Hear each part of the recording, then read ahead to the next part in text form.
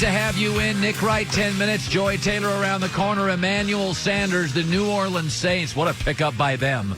What a pickup. A veteran, smart wide receiver walks in, catches 68 balls, 7 touchdowns next to Michael Thomas. Toy, I will not doubt the Saints this year like I did last year. Good to have you in.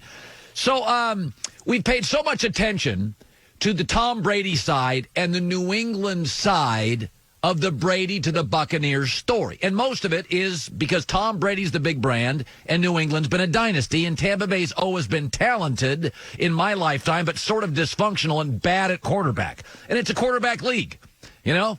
And so we haven't paid a lot of attention to that. But Bruce Arians was on the Dan Patrick Show, and he was talking about the two quarterbacks post-Jameis he was most interested in. It was just take everybody that we think might even hit the market, grade their entire year's work, some even into last year, and let's get a list of who we think would improve us over Jameis. And we really went through about 8 guys and came up with 2. Yeah, Teddy Bridgewater is the backup plan? Yes. It's a good plan to have there, Bruce. Yeah, well, it was amazing to think that those quarterbacks would all hit the market this year. But we were more than ready to try to work and fix Jameis. Now, think about that. Teddy was the smallest quarterback available. May have the weakest arm. Of all the Foles, Cam, Teddy may have the weakest arm. Tom Brady is absolutely the least athletic. That's interesting. Why would he pick those two? I mean, Teddy doesn't throw the ball downfield. Brady can't move at all. That's interesting. Well, Cam's bigger and stronger, so is Jameis. Nick Foles can really let it rip. Why? Well, wait. They're the opposite of Jameis. What Tampa is telling you, we got a lot of good players. If we just get a grown-up, gets through the playbook fast, doesn't turn it over, we don't need an athlete. We don't need a cannon. Tampa's telling you their coaches believe we got all sorts of players. We don't need a superstar at quarterback.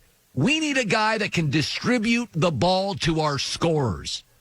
Now, Kansas City, teams will tell you, coaches will tell you what drives them nuts.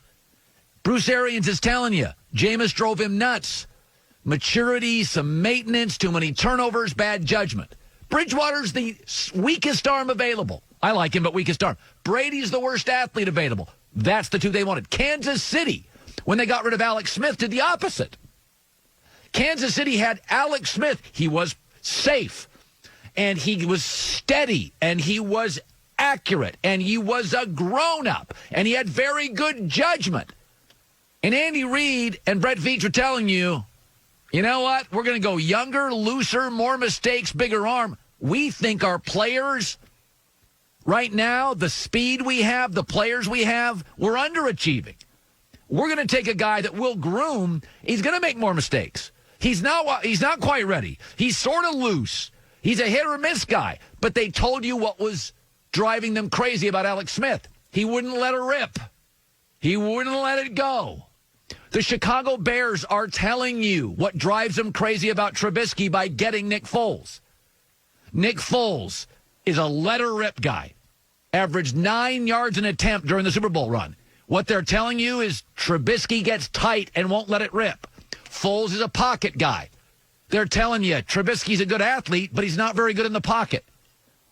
Foles has actually been better in big games. They're telling you we don't trust Trubisky in big games. They're telling you, too many of the analysts out there, well, Cam's better than Foles. No. The Bears are telling you what drives them crazy about Trubisky. They wish he was better in the pocket, was more of a let-her-rip guy, is a guy that can throw it way downfield, got a big old arm. And by the way, this is why Bridgewater to Carolina. Remember when Teddy goes to Carolina, I said he's the opposite of Cam. Carolina's telling you what drove them crazy about Cam. Teddy is focused. Cam's distracted. Teddy is accurate. Cam is not. Teddy doesn't make any mistakes. He'll get you in and out of problems pre-snap. Cam's not as good at that. So don't get caught up in who's the most talented guy available. Teams will tell you. The Bears are telling you what drives them nuts about Trubisky. Andy Reid's telling you what frustrated him about Alex Smith.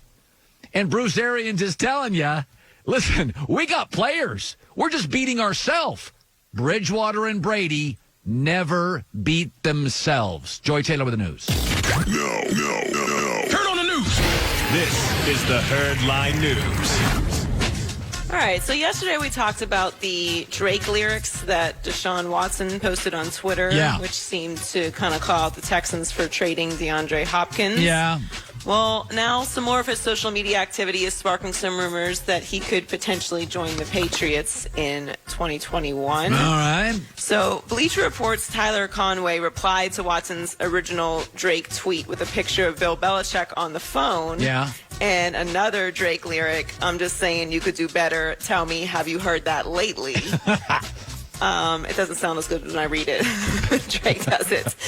And Deshaun liked the post. Liking posts is big trouble. Yes, liking posts can get you in big trouble. I agree. So this is kind of interesting because this is a little bit of a Stephon Diggs territory where it's like little subtle shots. Does it mean anything? Maybe, maybe not. But it's not nothing. Yeah, it tells you considering the circumstances. Yeah, I mean, when you go on Twitter, you're telling people in that moment what you think. Now, it's always stupid when people go back and say, you said this 9 years ago on Twitter. Well, there's new information. I'm a new person. That doesn't mean I think it today. But it tells you in that moment, Deshaun is like, yeah, I'm thinking about that. They need a quarterback, and this place is driving me nuts. Yeah. I would say especially with someone Deshaun's age, like, if you like a picture, people can see that you like that picture. And sometimes liking a picture means nothing, but liking a tweet can be something different. Like the more you understand social media, you know the implications of retweeting something or liking something or responding to something and not saying anything. So it's subtle. It's a little passive aggressive. But listen, I don't blame Deshaun Watson. And honestly, to sit here and dream of Deshaun Watson in a Patriots uniform, that's something special right there. It'd be fun. It would have been totally different than Tom Brady as a player, but, Brady's not going to give you what Deshaun can, but the league's moving in a direction and Belichick sees it.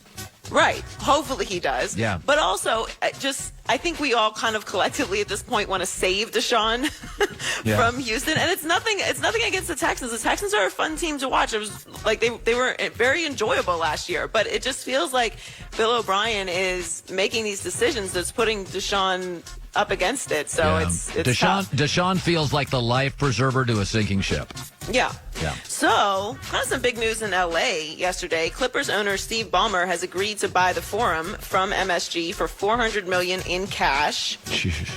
Right. This move resolves the litigation concerns around the Clippers' pursuit of a new stadium in Inglewood, in the Inglewood area, and it clears the way for a privately funded state-of-the-art basketball arena, team headquarters complex, and community center. So you spent $400 million to buy it, and you're just going to tear it down, right? No. So the Forum's going to continue to operate as a live music venue. So they're not going to tear down the Forum. Okay, that's good. And they're going to build a new one right next to it?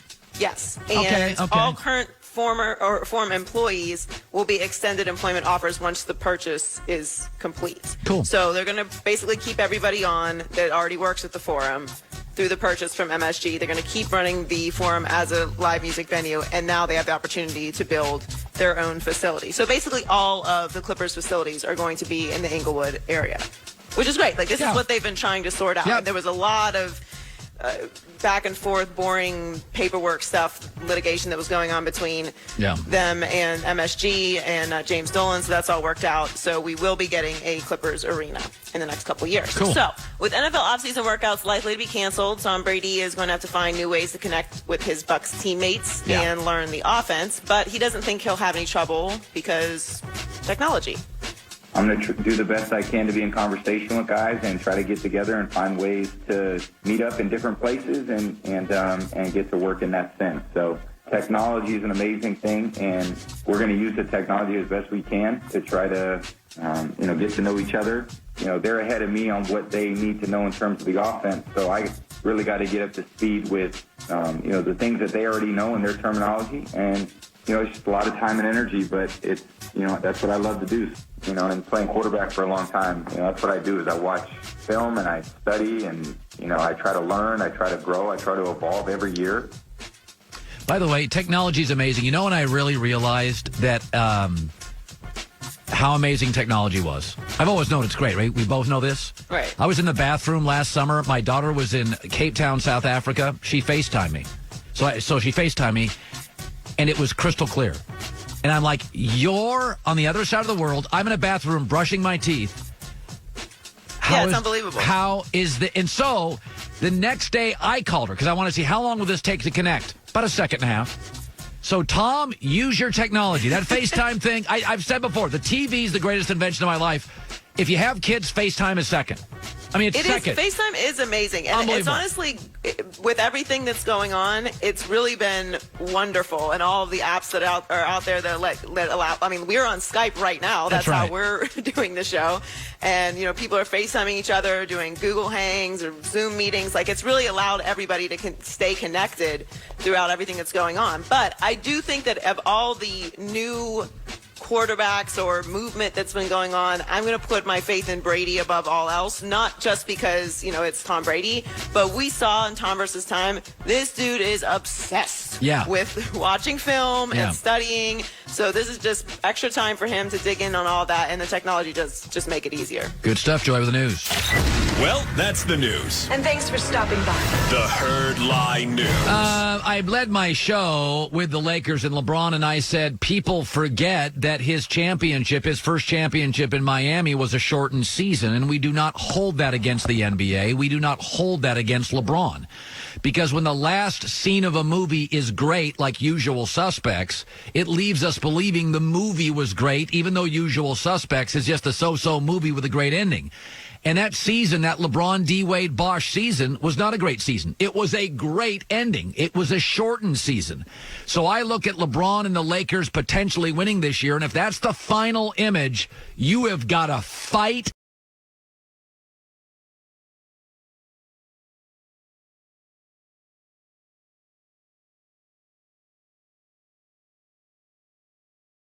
to get this year in, even if you start July 15th. With that, I go to my buddy, First Things First host, Nick Wright, brought to us by Mercedes-Benz, the best or nothing. All right, I really do believe, and I think Mark Cuban is starting to be more public on this. Nick, I don't think you can throw this season away. If it ends with a LeBron championship against the Celtics or a Giannis, that is so important, and that'll be an enormously positive final image. You agree or disagree with that? Oh, I agree. I think they're going to play it. Now, will there be fans there? I don't know. Is it going to be less than an 82-game regular season? Almost assuredly. Right now, what I think is the best realistic case scenario for the NBA is you get in, you have 6 regular season games left. You play those over 2 weeks, and then you have a breakneck playoffs, which, if we are going to tease this forward and assume this year is going to be played, turns out a team like the Lakers that hasn't been resting, that has actually treated the regular season like it matters, it could play very well into their hands, as opposed to a team like your beloved Clippers, who I heard you chipped in $5 million to help them buy the Forum. Bully for you, Colin. That team that has been saying all year long, no, it's a marathon, not a sprint. Well, all of a sudden it might be a sprint. And this Clippers-Lakers conference finals, everyone's been saying we're going to get.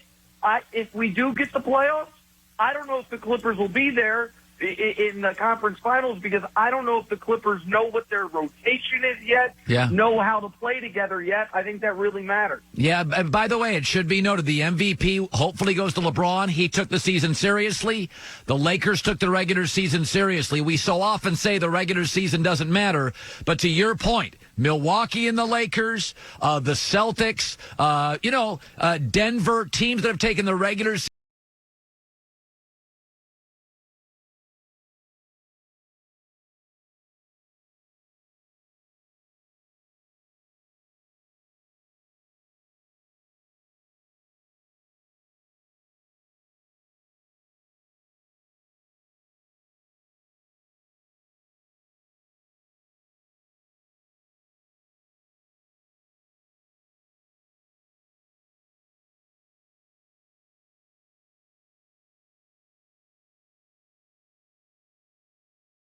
I talked about this about 10 minutes ago. You may or may not have heard it. I said when teams go after a quarterback, it tells you what drove them nuts about the previous one. And I used Andy Reid and Alex Smith. Publicly, we love him.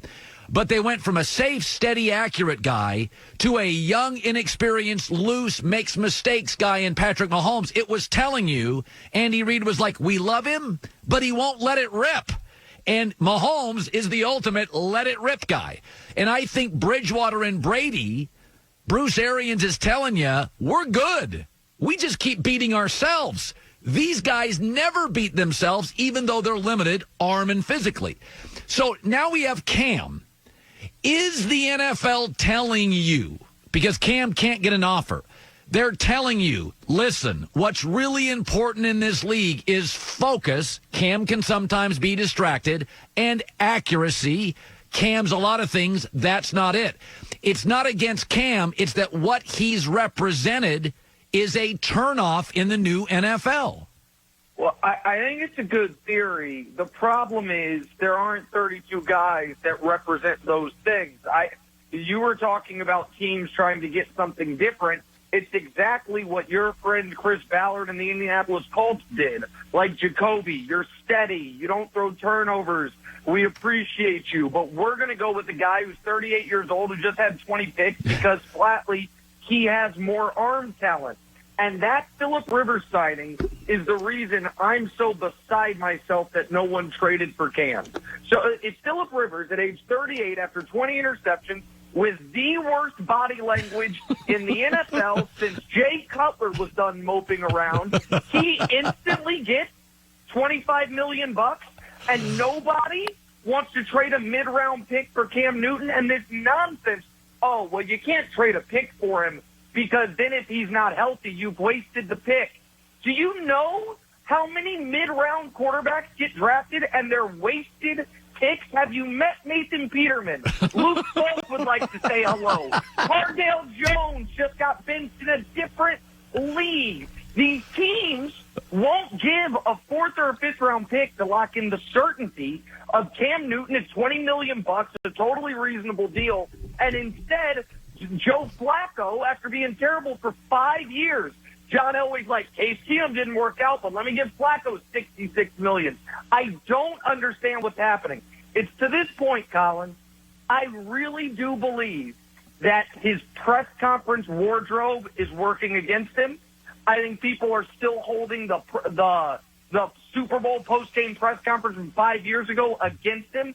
I think it's non-football stuff because the football reason is Cam perfect? No. But the idea that the Dolphins or the Chargers didn't trade the 147th pick of the draft for him is just insane to me.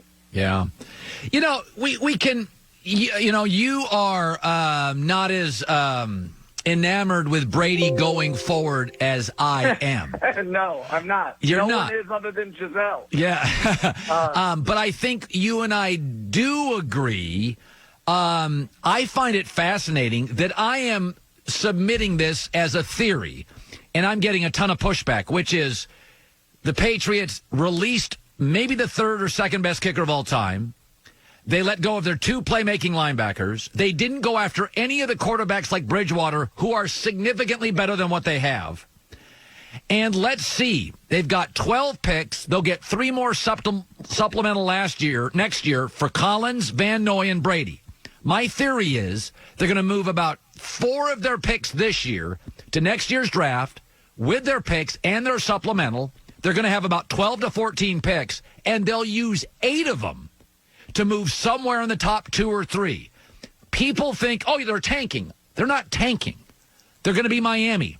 They're going to maintain their culture, play their butt off, but be outscored mostly by better AFC offenses. That's my theory. I get a lot of pushback. It seems so obvious. Either Belichick doesn't know what he's doing or he's got a plan. I'm going to go with it's the latter. What say you on my theory that they know they've got equity, they're going to get all these picks, and next year go big for a young quarterback? So I love the theory, and by the way, as we are now entering this sports topic desert, I want to thank you as someone that produces 5 hours of content a day for for you postulating this theory because it's given me about a week's worth of radio shows. I just argue with an invisible Colin Cowherd because I don't think this theory holds any water as much as I adore it. Right. And here's why, and I think it's going to be something that I'm going to try to relate it somewhere that something you can relate to. When you made the big leap from your former employer to FS1, if they had come to you and said, listen, Colin, we all know we're not going to be dominant in year one. And in fact, what is best for us is if we just kind of tank this first year because it's not our championship year anyway, and here's the plan and here's why, it might all make sense. And then the devil on your shoulder might say, okay, I get what you're saying, but bleep that. I'm not letting people have those headlines. I'm not letting people say, I made a mistake, this was a failure because I'll be proven right in 5 years. I want to be proven right now and in 5 years. I do not think a 67-year-old Bill Belichick is signing up for a year's worth of discussion. It was always Brady. Belichick was along for the ride. Look, he was holding him back. I think instead what he's trying to sign up for is last year, 12 games, my defense held the opponent to 17 points or less. Why can't we do that again? Those were the only 12 games we won. The 5 games my defense didn't play great. We lost all 5 because we had average quarterback play last year. We can have average quarterback play again this year. So I actually think it's going in the other direction. I do think they're stripping it down to a degree, but I think Belichick still thinks they're winning that division and thinks winning 11 games without Tom Brady is going to be more impressive than the 12 they won with him for his own personal legacy. So, please keep this theory up because now I also have 2 hours for tonight on radio, but I don't agree with it. I love you. I saw you yesterday. It made me happy. I'm getting more Nick Wright. I've been listening to you every day, buddy. Continued success. We're going to get through this whole thing. You're in New York City, and I know there's some tension there in the city, but we're going to get through it. That city's got great people and great leadership, and thanks for coming on. We'll be fine, and you mentioned Mark Cuban. If in 2028 there was a Cuban Cowherd ticket, I'd vote for it. Talk to you later, my friend. Thanks. I'd have the nutty theories, and Mark would obviously be the smart brain power of the ticket. Do you own or rent a home? Sure you do. Fortunately, Geico makes it easy to bundle home and auto. Go to geico.com, get a quote. Geico.com, it's easy. Coming up next, I am beside myself on another executive thinks Joe Burrow could be the greatest quarterback in NFL history. Day! Next! The Herd.